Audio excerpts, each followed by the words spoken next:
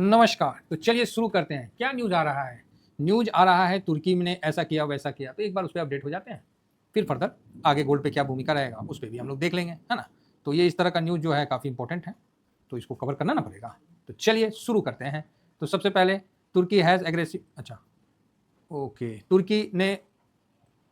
तुर्की lira अच्छा, तुर्की ने तुर्की lira को स्थिर करने के लिए 3 सप्ताह के भीतर लगभग 120 टन सोने का आक्रामक रूप से विक्रय किया है। मतलब 120 टन, जबरदस्त। जिससे लगभग 20 अरब डॉलर, ओए होए, ठीक है, 20 अरब डॉलर का है, तो अच्छा है। और यह 6 वर्षों के संचित भंडार, मतलब 6 महीना में जितना भंडार किया था 6 साल में। और पिछले हफ्ता तो 70 टन की बिक्री की है भाई साहब, देख रहे हैं। 3 सप्ताहों में लगभग 120, और जिसमें लास्ट वीक में 70 टन। इकोनॉमिक टाइम भी इसकी पुष्टि करता है, और क्या-क्या है जो भी इंस्टाग्राम सब इसकी पुष्टि कर रहा है। और इस पैसे को बेच के क्या किया?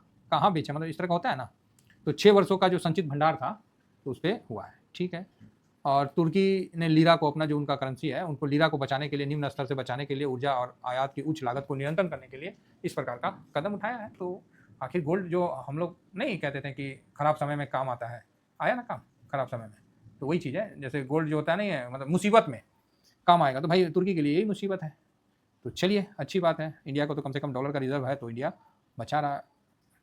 इसमें एक नया मतलब जो ये देखने को आया कि भाई वो, मतलब अनुसार केंद्रीय बैंक ने विदेशी मुद्रा प्राप्त करने के लिए मुख्य रूप से लंदन में सोने के बदले विदेशी मुद्रा के आदान प्रदान का उपयोग किया, और फटाफट उसका बिक भी गया, और ये भी अच्छी बात है।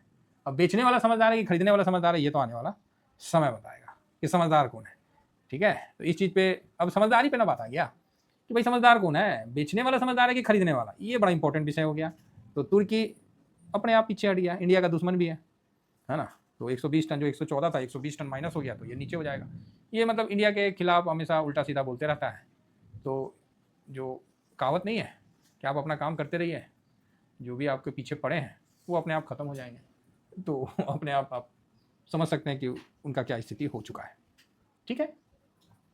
अब यहाँ पर हम आते हैं कि इससे क्या मतलब क्या इम्पैक्ट पड़ेगा। ऐसा तो नहीं कि गोल्ड का जो प्राइस है बहुत ज़्यादा गिर गया, ना ना ना ना। अब यहाँ 2 ऑप्शन निकल के आया ना, बेचने वाला समझदार था कि खरीदने वाला समझदार था। अब बेचने वाला मजबूरी में बेचा है क्योंकि उसको लीरा को बचाना था, लेकिन जो खरीदा है वो तो कुछ और सोच के खरीदा है ना। 120 टन खरीदा है, तो उसको तो ये भी आइडिया होगा ना कि यार ये सेफ एसेट है, इसको खरीद लेते हैं। हालांकि रसिया ने भी बेचा था, तो इसको खरीद लेते हैं, जिससे क्या है कि काम ही आएगा खराब समय में। तो अब यहाँ बड़ा मतलब कंफ्यूजन वाला सब्जेक्ट है कि बेचने वाला समझदार रहा कि खरीदने वाला समझदार रहा। ये तो भाई आने वाला समय बताएगा। इसमें हम और आप क्या बताएंगे। बेचने वाले को लगा कि भाई इसको बेच के, या तो मतलब वो बहुत ज़्यादा स्थिति खराब होगा तो बेच के अपना वो रक्षा किया है। खरीदने वाले को लगा होगा कि यार चलना सस्ते भाव में मिल रहा है, उठा लो। तो ये दोनों मतलब बड़ा कंट्रोवर्सी वाला सब्जेक्ट है कि बेचने वाला समझदार रहा कि खरीदने वाला समझदार रहा। चलो जी, जो भी समझदार रहा, लेकिन इससे गोल्ड के असर, गोल्ड के प्राइस पे पिछले 2 दिन में, चाहे पिछले मतलब बहुत ज़्यादा असर नहीं पड़ा। फिलहाल हम लोग तो गोल्ड बीच से कवर करते हैं, तो गोल्ड बीच भी देख लीजिए, एक 5 दिन में तो 3.5% अप ही है आज का लेके। अदरवाइज 1 महीना में देखिए तो डाउन है। तो मुझे लगता है कि जब 3 हफ्ता बोल रहा है तो मार्च में ही बेचा होगा। तो ये जो फॉल आया है 16 मार्च के बाद, उसी का देन तो नहीं है, मे भी हो सकता है। बाकी युद्ध का तो चल ही रहा है, और सऊदी ने भी तो बेचना शुरू किया था, तो ऊपर से थोड़ा नीचे गिरा था 5-6%, मतलब ऊपर से 16-17% गिर गया है। तो इंपॉर्टेंट वाली बात है, ठीक है। वापस से अभी रिकवर चल रहा है गोल्ड में। तो अभी अब आप बोलोगे सर तो अभी हम लोग को क्या करना चाहिए। देखिए पहला तो मेरे पास लॉन्ग टर्म का जो पोजीशन है वो तो ऑलरेडी होल्ड में है, उसमें तो कोई डाउट नहीं है। वो जितना है वो डिसिप्लिन से है, तो वो होल्ड में है, तो पड़े रहने देगा। नया पोजीशन आपको बनाना है कि नहीं बनाना है, ये बड़ा क्वेश्चन बन के सामने आता है। इसका जवाब लेने से पहले हम एक चीज़ देख लेते हैं कि गोल्ड सिल्वर रेशियो अभी भी ठंडा नहीं हुआ है, 63-64 पे है। जैसे जैसे नीचे जाएगा वैसे वैसे मार्केट में तेजी, गोल्ड सिल्वर में तेजी होता है। तो जैसे जैसे ये ऊपर जाएगा, मैं तो चाहता हूँ कि 10-15 दिन में ये 80 का लेवल में चला जाए ना, तो बड़ा अच्छा रहेगा। क्योंकि भाई देखो ऑलरेडी ये हो गया 65 पे, काफ़ी टाइम से स्टेबल है। ये जो 43 के आसपास आया था, 45 के पास आया था, तो हम लोग बहुत क्लियर डिसीजन लिए थे कि नहीं बेचो, नाचो नाचो। गाना क्या है, RRR का ना, हाँ बेचो बेचो तो नहीं बोल सकते ना। RRR का जो गाना था, नाचो नाचो नाचो, तो मैंने भी यहाँ पर खूब हल्ला किया कि नाचो नाचो नाचो नाचो, बेचो बेचो बेचो, खूब हल्ला किया। क्या किया, हल्ला किया। जो समझदार थे निकल लिए, जो नहीं मतलब उनको नहीं देख पाए तो वो फंस गए होंगे। और 3 दिन बताया, ऐसा नहीं कि एक दिन, 3 दिन, 3 दिन 4 दिन, मतलब कंटिन्यू मैंने बोला कि ये समय अब समझ गए, नाचो नाचो करो, चाहे बेचो बेचो करो। तो मैंने तो अपने तरफ से रोड़ा पाया था। तो जो निकल लिए वो समझदारी का काम किया, जो नहीं निकले तो फिर थोड़ा सा उनको काफ़ी निकल गया। हालांकि मेरा तो पोजीशन ऑलरेडी यहाँ भी था और आज भी है, तो ये लॉस तो मैं भी खाया हूँ। आप इसको लॉस बोलते हो तो लॉस ही सही, मैं तो बोलता हूँ कि भैया मार्केट ने दिया था वही ले लिया, फिर वो देगा। तो जब हमने मार्केट को इतना दिया ना, तो खरीदने और बेचने दोनों से हम समझदार ज़्यादा हैं कि काहे तो हम मार्केट को इतना दिए हैं। खरीदने वाला अपना लालच रखता है, बेचने वाला अपना जो भी है फ्यूचरिस्टिक सोच के बेचता है। लेकिन जो बीच का है ना, जैसे हम लोग हैं भाई, हम तो दोनों जगह थे, हम उसके बॉटम में भी थे, हम उसके टॉप में भी थे। जैसे नहीं होता है कि हम आदि से अनंत तक, तो उसी तरह गोल्ड की जो अभी तेजी हुई है तो हम उसके बॉटम में भी थे। जब गोल्ड ETF जो गोल्ड बीज है, जब ये 50 के लेवल में 40 के लेवल में था तो हम वहाँ भी थे। जब ये 130 और उसके हाई का लेवल में रहा, हम वहाँ भी थे।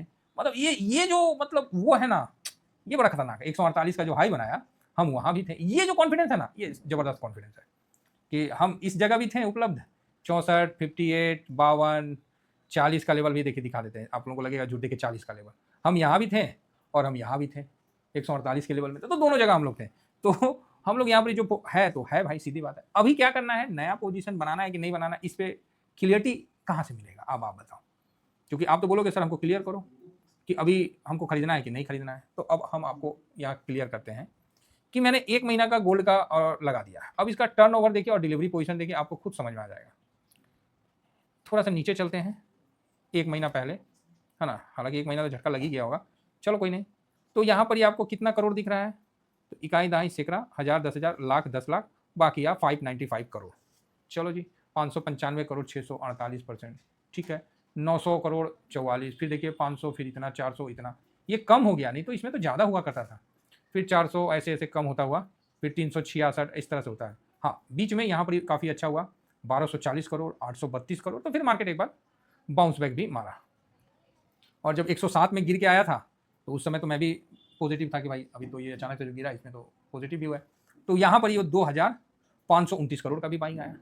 तो फिर हालांकि 37% ही था, तो ऊपर गया, तो ऊपर गया, लेकिन उसके बाद फिर देखिए कोई भी बाइंग नहीं आया। तो यहाँ पर ये क्लियर है कि वापस से नीचे आने के लिए भी ये एक डिप मांग रहा है। एक डिप आए तो फिर उसके बाद, तो अब आप बोलोगे सर तो मतलब ये है कि जब भी इसमें 1000 करोड़ से ऊपर का बाइंग आ जाता है, आप उसमें पॉजिटिव हो जाना, उसी दिन पॉजिटिव हो जाना। बाकी 2, 4, 5% के लिए मत घुसिए, कहे तो तुर्की भी बेच रहा है। बाकी आप समझदार हैं साहब।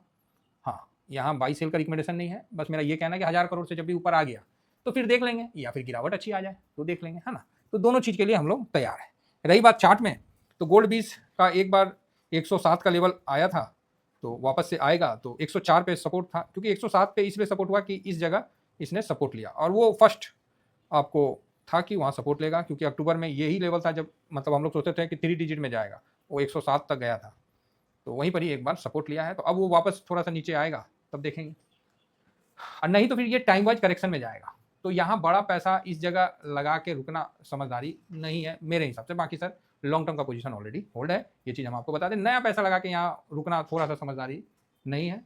बाकी आप समझदार हैं, आप अपना डिसीजन खुद लीजिए, है ना। मैं अभी इस जगह थोड़ा सा बचूंगा, या तो 1000 करोड़ का बाइंग करवा दीजिए तो मैं फिर पॉजिटिव हो जाऊंगा, नहीं तो मैं यहाँ थोड़ा बचूंगा। Thank you very much.